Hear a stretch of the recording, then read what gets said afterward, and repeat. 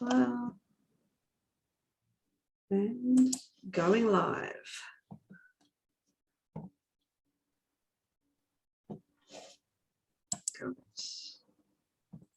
Welcome. We are going live. Hello all. Thanks for joining us today.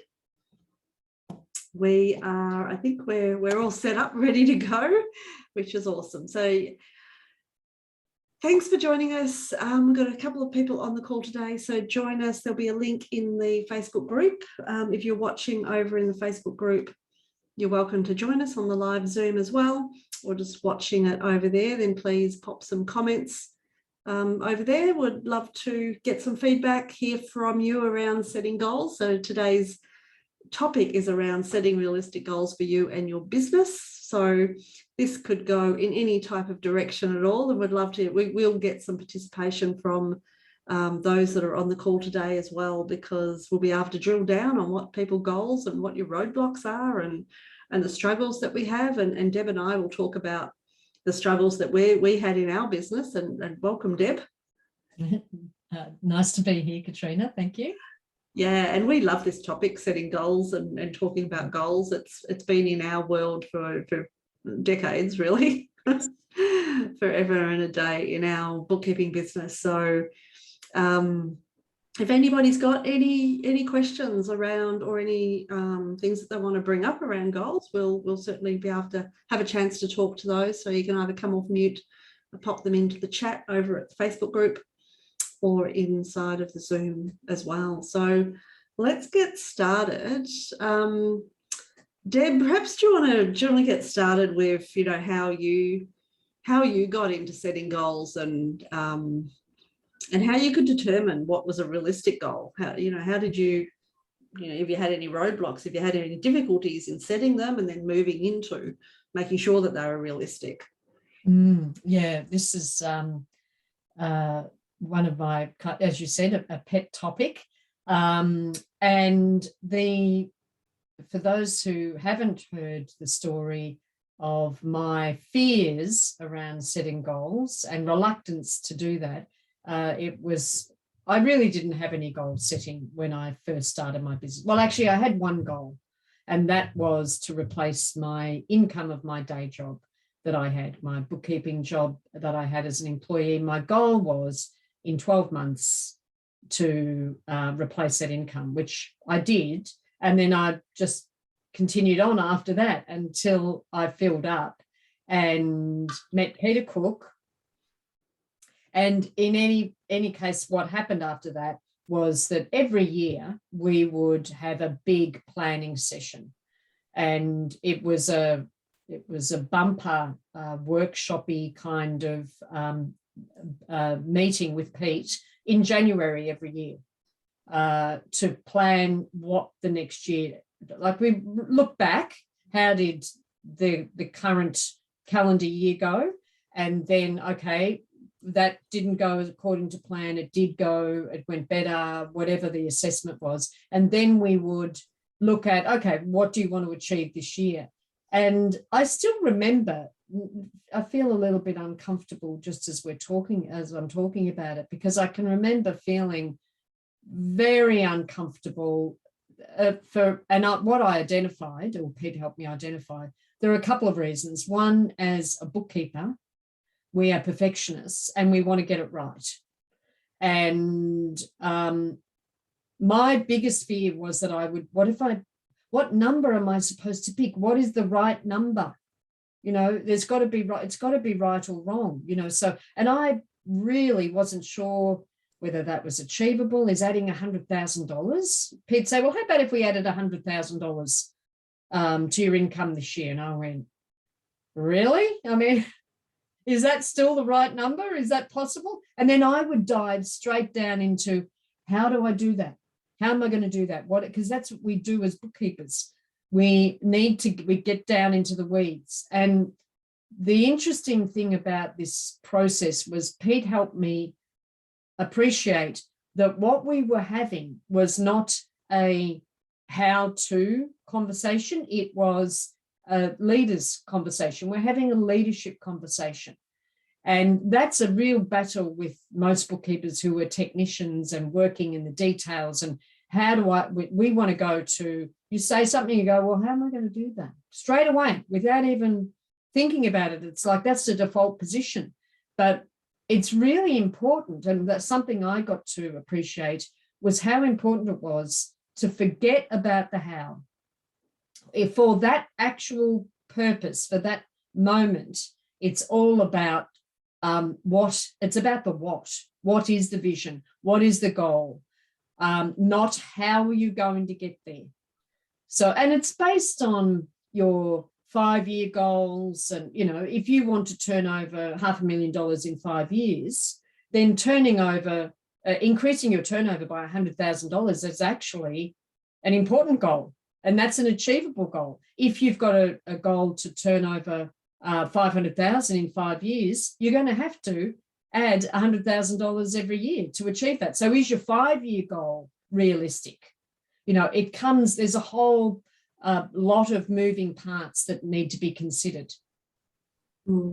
Yeah, certainly. And I know when I first started creating goals or targets, was looking at my monthly income. So if I wanted to achieve 150,000, it was like, what did I need each month?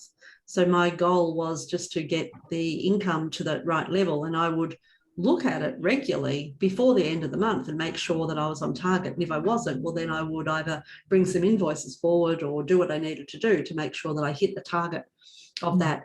So that was my initial, I guess, start of setting goals before I had a mentor. So but when I had the mentor, then that's when they reach out and go, well, what do you want to do where do you want to be in 5 years? So it then starts to stretch you out and go, okay, well, I do want to build the business, and I know that I want to, you know, work on this and make it successful and scale it, but I didn't know how to do it. And it's not until you have the conversations with either yourself or with others about where do you want to take it? How big do you want this business to grow? So again, I was, 500,000 in 5 years. So then you break that down into how you're going to achieve that each year. So each year you need this amount of income, which means this amount of staff and this amount of clients and this amount of workload. And then what systems have you got to support that? Because we can add on another 10 clients right now and have put a staff member on and do that work. But that doesn't mean your foundations where you are right now, or where you, what you've got in place, if everything's in your head, how's that possibly going to work if you put an extra 10 clients on and an extra staff member on? So it's more than just setting a target of, okay, my goal is to make $500,000, scale the business, get myself out of the business, get a, 200,000 of income, for your own wage. How are you going to make that work realistically? So you've got to, really drill down and think, well, what do I need to have in place to make that work? So it's more than numbers, it's more than clients and so on, it's the system. So I knew I needed a workflow management software to manage it so that somebody else can be, ticking off doing the work, and I'm just overlooking that workflow management software. So that was one of my big goals, was to set up the workflow management, set up the systems. And I was talking to Deb before that one of my passions was planning. So I would sit down every week and go off and do some planning, and I'd plan out my week or my month or my year. And then the next week I'd do it again, or the next month I'd do it again. But I didn't actually put into place the activities to actually get stuff done. So I love to plan because I love to think about what I wanted and how I was going to do it and all of that. But I actually forgot to put actions into place to make sure that I can actually get this stuff done. And I was talking to a licensee just before this call, actually. She came to the workshop last week and has got all these plans. And now she's got, she feels as if all these plans are, her business is messy because she's got a lot of things, a lot of ideas, a lot of things to do. We'll just break it down into what's the most important thing to work on right now. And for her, it was around getting clients and increasing prices. So, you've got pure bookkeeping implemented, you've got the systems. So now just focus on the one thing that's going to bring you money in the door to be able to afford to put the staff on, to be able to keep scaling up your business. So and it's clients and it's ideal clients, and it's putting the right package into place for her. So I'd love to hear from those on the call today. If you attended the workshop or not last week, do you have some goals for yourself? What are your goals for the next 1 year, 5 years? Jackie, did you want to come off mute? Jackie Day? you're on mute. There you go. I had to find the mute button. It was hiding. Yeah. So my goals, I suppose, for the next 12 months is just to build a more stable business for me, due to the fact that I've had time off and I'm now trying to focus back on working. So I just want to build for the next 12 months a stable business that's got processes in it for me to be able to take that next step to grow. Great. Yep. And what does that look like for you? Or a big pile of lots of things to do. Sometimes too many things, I think, in my head to do. So, I think, oh, that sounds great. And here's another good idea. And I go, oh, yes, I need to do that too. And sometimes I feel like my list goes from being 10 achievable things to, I've got 50 things on the list. And it's like, oh, now which one do I make the most important? Yeah. Which one do I start on first? Oh, but each of them look just as important as the other. If I don't do this one, then what does that impact have if I don't do that one either? So I think that's the key. You've just answered your question really in a way, is looking at how do all these tasks or all these projects, which one is going to get me to where I want to be quicker? And some things are dependent. Some projects are dependent on other projects, even though you might want to get to project 2. If you don't do project 1, it's going to impact on your ability to complete project 2. So I think part of the assessment is what are you trying to achieve, which in your case is foundations really for growth and stability, and which one of these projects is the most important. I'm happy to talk to you about more specific if you want. I haven't got more specific in my head. After last week's sessions, I've got lots of things. I did have a chat with Sharon, so I actually have an appointment with Sharon next week. Yeah, okay. About doing some planning going forward. But for me, it's just like I sit there and I write, oh, yes, I should do that, and I should do this, and I do that. And then my to-do list goes from being what I think is manageable to start looking at it going, well, I'll stop looking at it now because I keep adding too many things. And it's how do I manage that? What stops me from putting another new thing on the list before I've completed it? Your goals. It'll actually be your goals. So that, like, we have one thing you can do in your workflow management program is to have an ideas project or an ideas area where you can, don't lose those ideas. That's a great idea. Pop that into your workflow management program that's called ideas. And while it's fresh in your mind, and then when you're having a leadership conversation with yourself and planning what your goals are, you can then cherry pick the ones that are actually going to help you achieve what you've got planned more quickly or more efficiently or whatever. There's lots of ideas. We come up with lots of ideas. We see a new app or we see the trick is, which is what you're referring to, is chasing after that shiny ball. Oh, there's another great workflow management program. I need to spend the next 6 months finding out all about this. But your current workflow management program might be working quite well. Maybe this other one's better, but this other one isn't, you decide, isn't going to actually, it's going to zap a huge amount of time for you to work on. And the one you've got at the moment is working. I'm just, making this up, but whatever it is that you're looking at, if you've got something that's working pretty well, then focus on the bits that aren't working. And what app do you need to use, or what system do you need to put in place to make those foundations solid which is ultimately what your goal is for the next 12 months. Yeah, so my process at the moment is trying to implement standardized processes. Yeah. New clients I've got, so that as I put new clients on, actually go through that and set them up following that process. The onboarding new clients. Yeah. Okay, so that's a project in your workflow management program. I'm calling it a workflow management program because that's kind of where you, wherever you keep stuff that gets, to get it out of your head, that's Yes. and not on a piece of paper, that's something that you can actually move things around and change dates and titles and things like that. You mean I can't have 100 post-it notes with the things I need to do on it? I'm moving away from that. I mean, the post-it notes, which was Katrina, that was one of your things in the workshop, wasn't it? Yeah, that's right. And they are great. I love post-it notes. That's like your brainstorming. Put that there, move that over here. It could be a what's the other software? Mind mapping.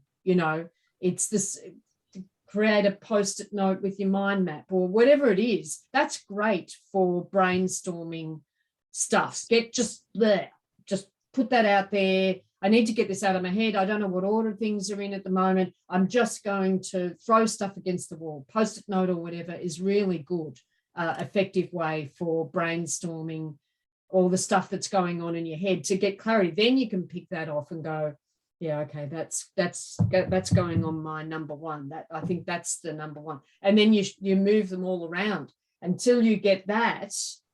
It's like whiteboarding or, a big texter on a piece of paper. That's, I think, really valuable. Then you can get more systematized, I guess, around it by putting it in your workflow management and setting up. You don't want that post-it note to be your reminders or I need to do this by kind of thing. That should be in your workflow management. But doing the brainstorming, absolutely, the post-it notes are a great idea. Well, then I'm doing it back to front. For some of it, because I happen to have that habit of pulling out the post-it note when I've got to remember to do something and writing it down and then sticking it on the desk. And then I've got a stack of them. Yes. Yeah, that's a little bit frustrating because then you lose one. Like when I did some game planning with the post-it notes, one of them fell off and I didn't realise. And I missed a whole activity. So I've got to get my blue tack under my post-it note or somewhere more secure. But when you said you wanted to concentrate on standardizing your systems. So you've got pure bookkeeping. So, the implementation of that helps a long way in standardizing a lot of that stuff. If you're looking at something like a workflow management software, then make a decision, do some research, set a time. So it might be like in 2 weeks' time, I will have made a decision. I currently use one, but I use it only for the client-related work. Yeah, that's fine. That's good. And as Deb's saying, put in this project in there as well for yourself to keep all your little post-it notes inside a workflow management, so you know what your steps are. Yep. So with the standardizing of your systems, work out what's going to make the biggest difference at the moment, whether it's client manuals or whether it's checklists or whether it's getting everything into your workflow management software. I know we all need to do everything, and it'll be nice to have everything done at once, but that's the least likely of getting anything done. If you think that, you've got all of this stuff you want to do and I want to do it all within a month, that's never going to happen. Yeah. So pick one of those activities that's going to make the biggest difference. And work your way through that activity. Does that make sense? And does that work with what you're trying to achieve in standardizing your systems, whether it's, client manuals? Let's just do all your clients' manuals this month. I started looking at the client manuals the other day and closed it and walked away. I've been doing the checklists and trying to marry those checklists up with what I already had in my workflow management system to see if I can put the two of them together. Yeah. Mm. Okay.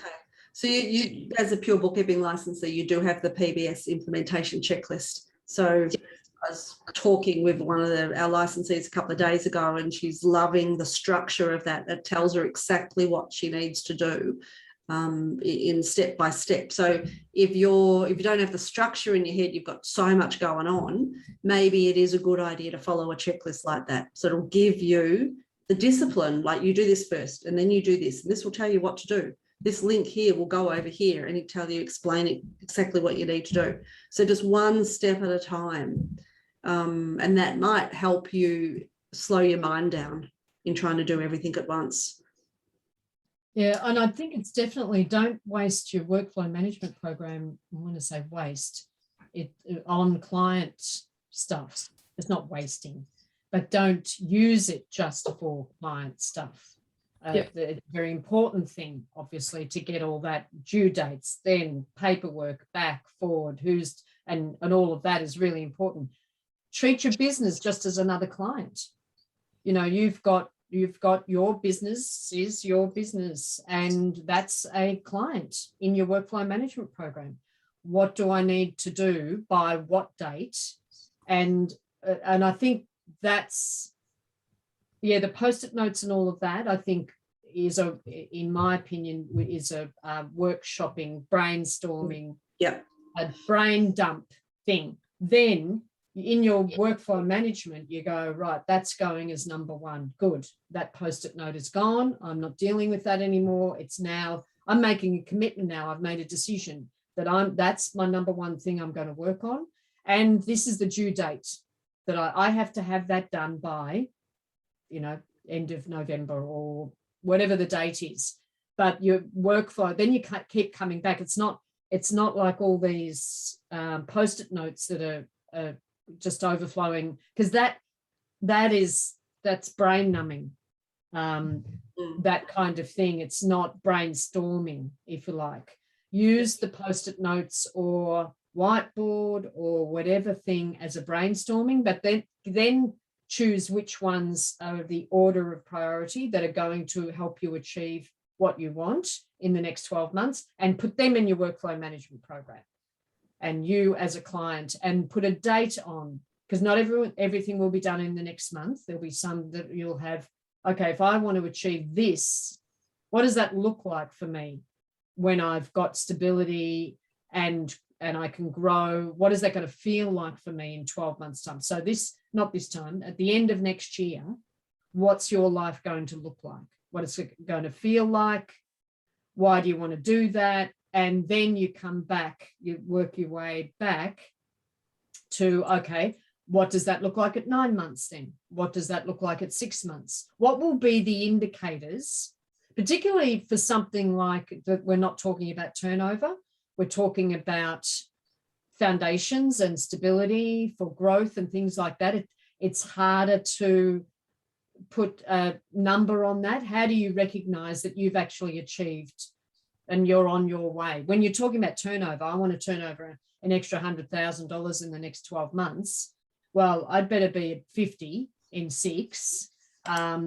Otherwise, that's showing that my marketing, I need to increase my marketing. And so you review that in 3 months. You have a plan. Okay, if I want to turn over an extra 100,000, you say, well, the only way of doing that is to increase my marketing. So what accountants am I going to meet with? How many am I going to meet with? What networking meeting? So you can do it around that, because that activity, the marketing activity, will get you an extra 100,000. That's just the way it works. When you're talking about something that's not measurable with a dollar, it's getting the systems in place. How are you going to, what are the indicators that you are getting close to achieving what you want? What does that stability look like? How are you going to measure that? I think all of those are really important questions to ask and answer, so that you can, in your workflow management program, when I get to here, this is what this is going to feel like. My client manuals, the client specific instructions. Okay, if part of me having stability is going to be, my client manuals need to be done, or at least a checklist that when I appoint someone, they've at least got the foundations of the skeleton of what the process is. So if I've got 30 clients, 50 clients, I've got X number of clients, and I've got 12 months to achieve this, I'll have this many done by this quarter, and then I'll have this many done by that quarter. So find a way of actually measuring it, and then put that in your workflow management. You'll go, okay, client A, B, C, D, is the dates for that is going to be, let's say, the end of December. So if that's my goal, to have client manuals done for this many clients, what do I need to do this week? What's the work I'm doing next week in relation to that particular thing, which is an important, integral part of you being able to achieve what you want to do in 12 months. Is that making sense? It is. Can I just say something too? Hi. Hi.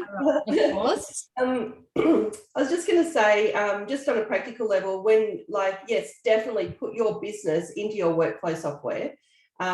I would set it up as a separate organization or a separate space so that you've got all of your clients grouped together, and then your business, because then as you add staff, you don't necessarily want your staff to have access to that, all of your ideas or plans for the future.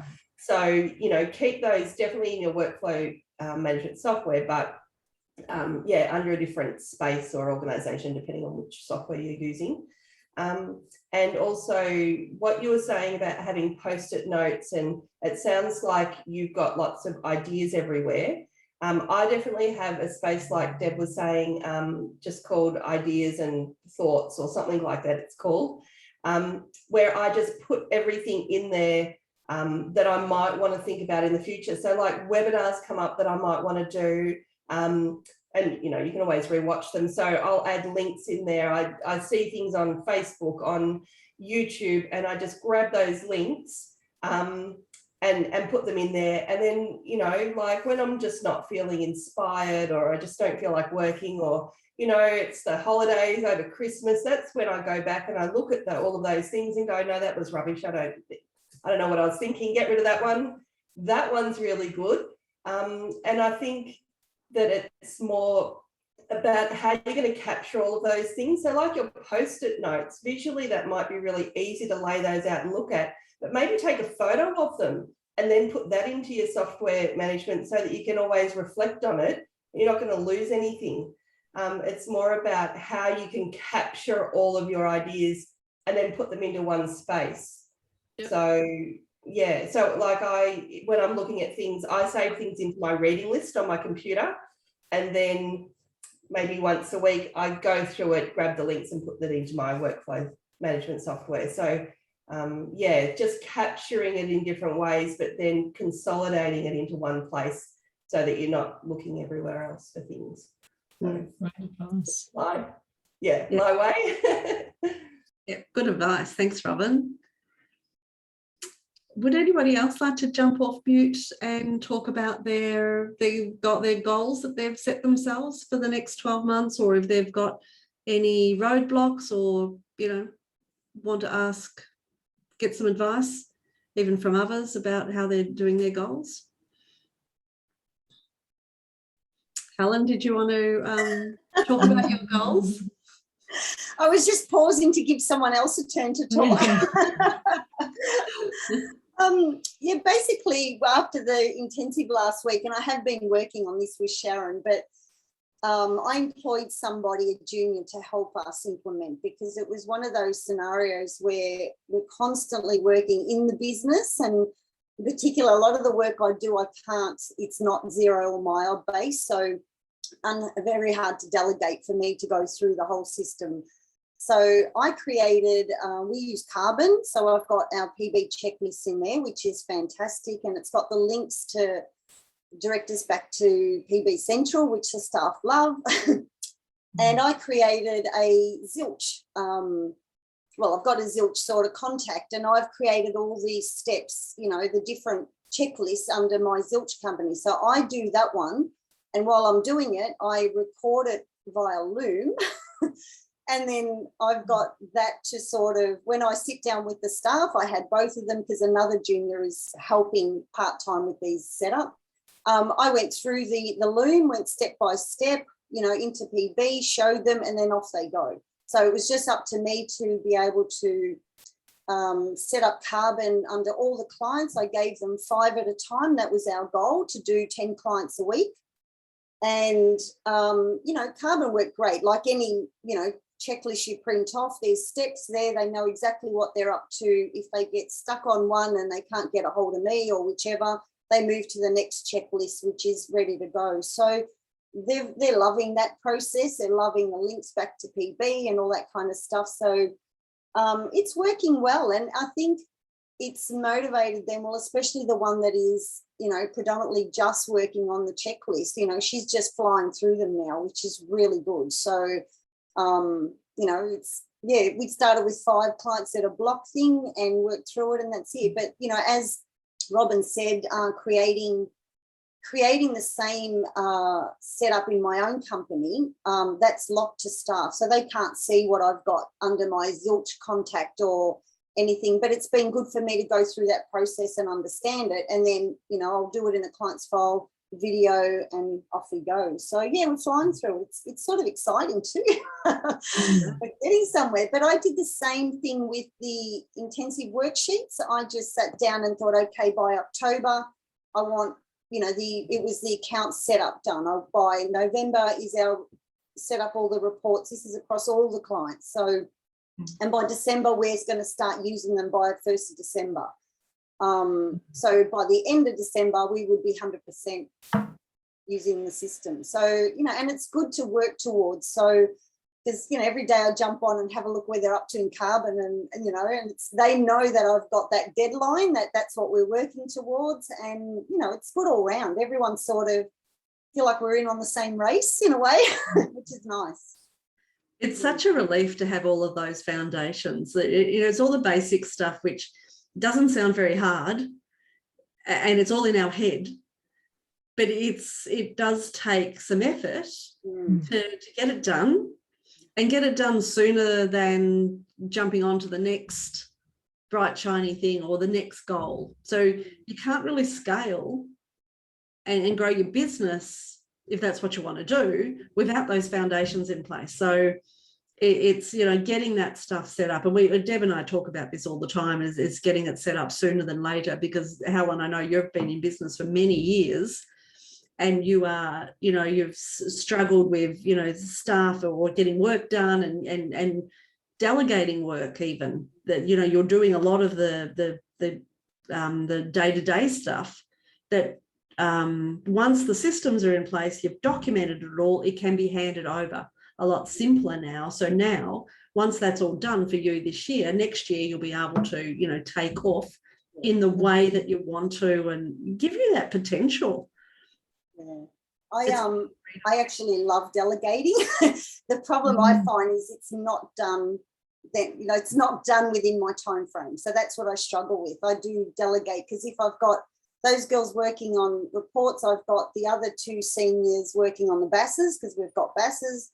I'm doing BASs for clients who aren't on mild and zero, they're on industry software. And in the middle of that, I'm doing all these videos now. It's like, oh, I'm about to sit down and do something, and it's like, oh, I'll quickly video that, you know, and just sit that in our training manual. So that's been really good to get that project off the ground too, because it's been one of those, one day I'm going to video every procedure with steps, you know, so people have a choice to, you know, go through either the PB steps, a manual checklist, or just look at the video. So it's just learning to break those videos down to 2 to 3 minutes, no more, for that particular task. And then the next thing is, you know, and it's going back to the drawing board, even with zero, you know, this is how you do a bank rec. You know, this is how you clear the GST in the reconciliation. So it's been good. It's been good because now even the juniors can look at that and they get it. So, yeah. But it does definitely feels nice that we're all working on different aspects to get things moving a lot quicker. I think that's a really important point when you do have staff, that you involve them as you have done, in the whole planning of it, and give them an understanding of what it is that you're achieving by doing this. They will be more inclined, they'll be keen. Good staff will be keen to go, when they go, oh, I see, this is part of it. I might feel like a cog in a wheel, that I'm doing this one thing, but I understand how that fits into all, because you've taken the time to explain that to them and bring them along the journey, rather than just saying, do this, do that, you're actually, they get excited by what you're planning. And they, like Seth Godin talks about with tribes and things like that, the people want to feel like they are doing something that's making a difference, and they're not just a cog in a wheel, that what they're doing, and this is how it fits in, and the bits of all of that, it's the one big picture. And look at this picture, look how awesome this is, and how we can help so many people, all of that. It's really important when you have staff to not just go, right, you're doing that and you're doing that and you're doing that. It's like, why are we doing any of this? Why, the reason why we are da. And that's one thing I made sure of in the orientation, the induction process with new staff, that I always help them understand how I felt about bookkeeping and my job, my business, and what we were doing, empowering business owners around their finances. And they got excited by that in the very first induction process. And every step along the way, it was like, this is what we're doing. We're empowering business owners. And if it didn't work, I go, we're not empowering this client. That's not working. So what system do I need to create, or how can I help you understand? So bringing your staff along on the goal setting journey is a really important thing. Sharon, did you want to share your goals, or your experience in setting goals, and are they realistic? And I'm learning to set realistic goals. I'm a bit like Helen. I'm in the middle of doing videos at the moment to show people how to do things, and but my goals, I've always done like a business plan and had a 5-year plan, and the problem I've got is breaking that down to, I break it down to 2 years, 1 year, and then breaking it down to quarters and months. It just seems to be too much in one, But that's what I'm learning to do now, is to break it down into smaller tasks, so that I've got that task and it's done, and I've got that task and it's done, and then by having lots of little tasks, then all of a sudden you've got a big task and it's done. And I think the other thing around that's important is that at least when you break down those goals into these bite-sized pieces, and as I said before, then you say, what am I doing this week? Well, what you're doing this week will result in number of tasks. So you'll have your list of tasks. But one of the things that is really common is that you get to the end of the week and you go, I seem to do all this other stuff, and I didn't get to any of my actual real project stuff. And so your tasks, it helps you discern. So when you break them down, it helps you then discern, I'm going to say no to that, because if I say yes to everything, well, I won't have time to work on my business, on the project, that project out there that I've got planned.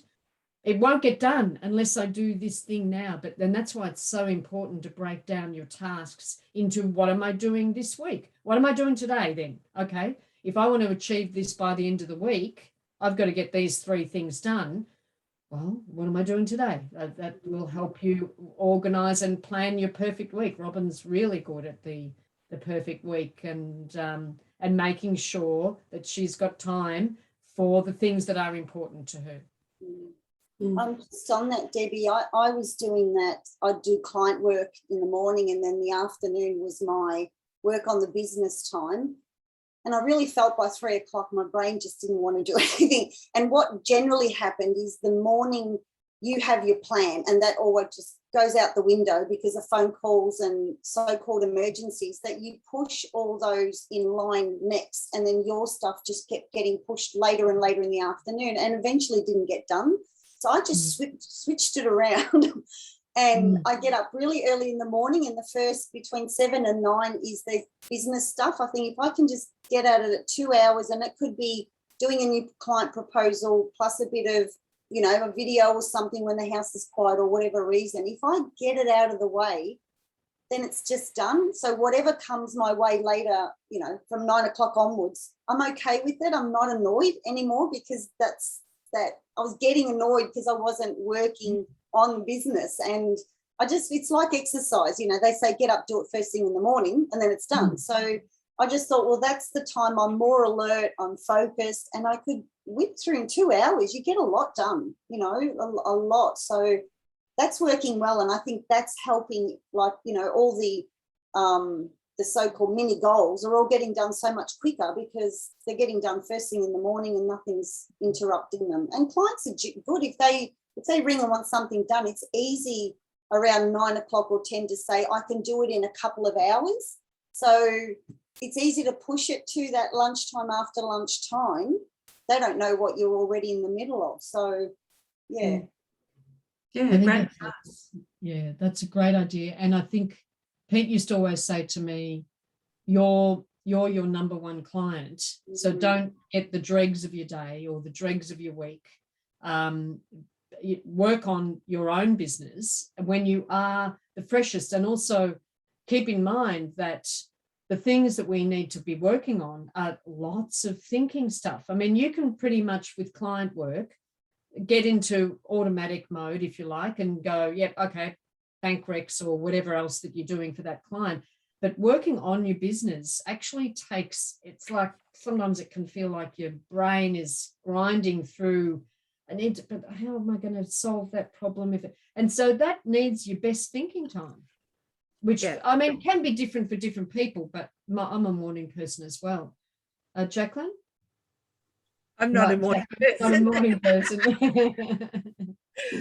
And that's part of playing with my perfect week. And Robin said when we were talking about it once, well, I'm best in the morning, and that's when I put all these things in. And I went, okay, mine all go to the afternoon because I'm much better in the afternoon. And with our accountability work, Muppet Mondays and Work at Wednesdays, we've been sharing things with each other on how to set the goal, but work on the little ones and go through things slowly. And, you know, some of the attendees have made massive steps by just breaking it down and being accountable. And a goal, you can say, I'm going to be accountable for this to yourself, but you need somebody outside. And you need a mentor or a group or somebody like PBS to get that, to get things done. And I'm just amazed every time on one of these Zooms that someone like Robin or Helen and everyone else, they will say something that will resonate with me. I'll make a note and then I'll come back to it. Like there's so much advice and support that for so many years I worked on my own. I worked and it's amazing what you're doing and knowing that other people are doing it. Someone else is challenged with it. Oh, I found this way to get over that. Oh, great. Okay, we can use that. Or if somebody's struggling to reach their goals or even to set their goals, just having a conversation helps you set them, because you think, oh no, I can't have that as a goal. That's far too big for me. And then you have a conversation with someone and realize, no, it's not. It's within your capabilities. Yeah, it's one of our blogs. Oh, sorry, Helen. No, that's okay. I was just going to say on that, I'm a night owl too. You know that because you text me at night and I'm always on the computer texting you back. But I just work with my energy levels, and by 3 to 8, I'm brain dead. You know, that's my family time, the dinner, catch up with the family. By 8 o'clock, I sit on the couch with the laptop or whatever, make notes. It's that deep thinking, whether it's something I need to fill out for the business goals, or it's just a deep thinking time because I'm ready for it then. But it's the morning that I action it, because that's when I'm at my best. So yeah, I stay up at night and I think a lot and I plan it, but I won't actually do that work at night because I just don't, it doesn't work. So I think it's just finding your rhythm, what works for you. Yeah. And the basis of that is having your perfect week diary or default diary, whatever you want to call it, and seeing what you get done when. It's on paper or on the screen, and it's there in front of you, and you can see, okay, I can tell that client I'll do that in a couple of hours, and you slot it in so you don't forget it. And it just makes everything sync together so much better. Yeah, you're focusing your time. You mentioned something about you always do meetings on one day a week. And Me? No, I think it was Helen. I think. Yeah. And I hadn't considered that, but I thought that's a great idea. I just have to get organised one day each week to be, to be able to front up and do meetings. I mean, at the moment they're all on Zoom, but I thought that was a good idea. I'm going to try and, when people want to schedule meetings with me, try and push them all onto that one day so that I've got that, planning ahead and just being prepared. Yeah, so I like that. Yeah, one day we actually did 2 last week, and the Monday is the business one where we all catch up and whichever. But I held a quick one on Thursday. We had one staff member that went through, and it's all over the news, and it was her client that went through this thing on the news. So I got the other girls together and said, quick, is everyone available? Let's just do a quick Zoom. It sounded all emergency meeting, and it was just for that staff member to talk, and we all just listened. And it was, how you doing? How you coping? And she was so appreciative. I think I got so many messages back later that day, or even straight away and again later. That just made my day, that it was just about, and we haven't all met. So this is what's nice. It's just that building. So, I'm enjoying the meetings. I used to dread when I think, I've really got to get everyone together. What am I going to talk about? But it's just really happening nicely. We leave a bit of time for that social, and so hopefully now we can meet. But at the moment, everyone still looks forward to it. 9:30, they're like, yep, meeting Monday morning, done. Yeah. Awesome. That's great. I'm similar, Robin. I've just recently this year changed my default diary, so I have all my meetings on one day, and I have all my client work on the two days, and then the other 2 days it's all around planning and actually doing some big goal stuff. So it does make for a much more productive day, because you're not broken up into, one day is not broken up into client work and doing some meetings and doing some planning stuff. So it's it's just what works for you, and you tweak it, and it keeps evolving as well. So that's awesome. Sharon, as you were mentioning before about your goals, you've got big goals, like a year goals, and you don't know how to break it down into 3 months and 9 months and 1 month. So what I was going to recommend for that instance where, you don't know where to start type of thing, one of my mentors had suggested me, well, what do you need to do first? So if it's you've got to get new clients, well, what do you need to do first? Well, maybe I've got to find out who the clients are that I need to get. Then what do you need to do next? Well, I need to find out where they are. Then what do you need to do next? Well, I need to make some meetings, or, find out where the networking is. Then what do you do next? I need to put time aside to get that networking done. Then what do you need to do next? So it's just that constant drilling down, and sometimes you will move activities above, the order will move. But it's just, one activity at a time, what's going to make it happen. And some of them might only be 30 seconds. Oh, okay, well, I'll just book out that time. of the day to work on it. Done. So what do I need now? I need to find out. You know what I mean? So it's just finding that one activity or one goal you want to work on, and then just brain dump it. Literally just brain dump it all on a piece of paper, move it around, and then, you know, segment it. Okay, if I'm going to work on this for the month, what do I need to do this week, next week, etc. So it just makes it a lot clearer. Does that make sense? Does that help in? Yeah. Yeah, I think that's what I need to do is The other thing, sorry. yeah, I was going to say in relation to that, if you look at you've got a list, a task list, and it's not actually an action. So Katrina was talking about, what do I actually do? So it might not actually be a task, it might be a project. So which then has tasks underneath it.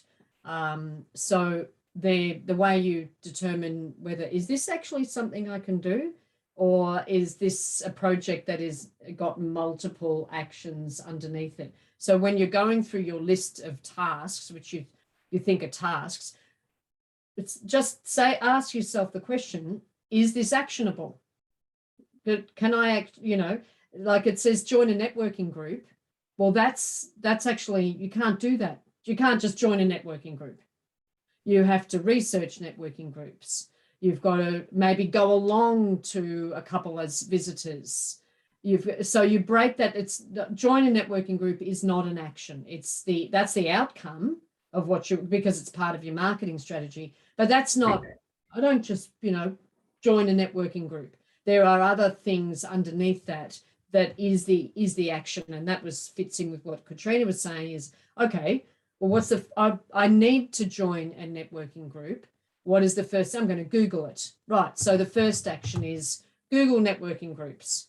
And then what, as Katrina was saying, then what? Then what's the next action? But make sure that you have a look at your list of tasks, and they should be actionable for that one thing to get that one outcome. And if they're not, they're a project. So that goes, you break that down, you put that as a project in your workflow management, and you go, the action will be Google networking groups, make contact with the blah, blah, blah, and then you break that down. And the final thing is, yay, I've joined a networking group, but that's not the action in itself. And I think that's where a lot of people do actually fail as well, because they want to do the join networking group, but then they're overwhelmed because they don't know where to start. So they haven't actually broken it down into those activities. So you can only achieve those activities, not as you say, as joining a networking group. So people think that they've got that task, join a networking group, but because they don't know what the next step is for that, they don't know what the action is for that. That's where they get a little bit confused and overwhelmed and go, well, I don't know how to do that, or I fail at doing that. So they let it go. So it's a really key element of this planning out your step by step to achieve this one goal that you're trying to do. Sorry. Go on, Jacqueline. That's where our support groups within PBS come into play, because somebody will say, well, I need to join a networking group, and then licensees will come up with, have you tried this? Have you tried this? So-and-so is looking for something. You're not sitting there playing it over and over and over in your head and getting overwhelmed with it. And you'll get the confidence to go out and do it. And that goes back to valuing ourselves. Value ourselves to set the goals. But having support groups gives you ideas of where to start. And brainstorming, brainstorming off each other, getting ideas off each other. Yeah. And keeping you accountable as well.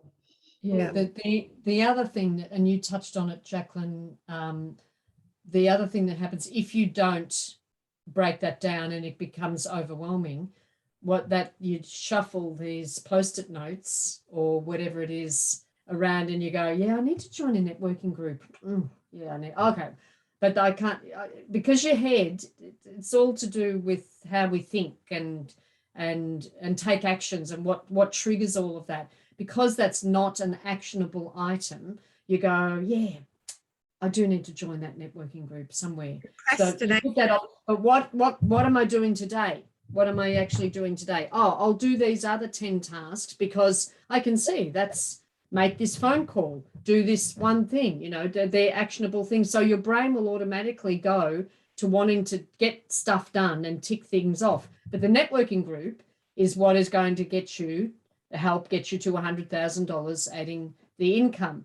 And that you keep putting off because your brain can't deal with it. It doesn't know what the next step is. So it's really, it can work against you. And so then you start to feel guilty about it and you go, I've been saying I've had this on my list to do for months now, to join a networking group, and I keep putting it off, and then you get busy with it. It's just it's very unfulfilling. We're our own worst enemy. And Yeah, we can be, or we can be our best supporter. yeah. But how many times in your life have you thought, I can't do that, it's going to be too hard, and it just gets harder and harder and harder? Then you finally do it and you go, oh God, that was so easy. Why couldn't I have done that 6 months ago? Mm. And that's one of the things I keep in the back of my mind. I've had it written up at times, and just do it is so much easier than putting it off. And 99% of the time, it is easier to do. It's something that you didn't need to get built up about. Mm. And that brings us right back to the initial conversation that Deb brought up, was that the goals can make you feel uncomfortable.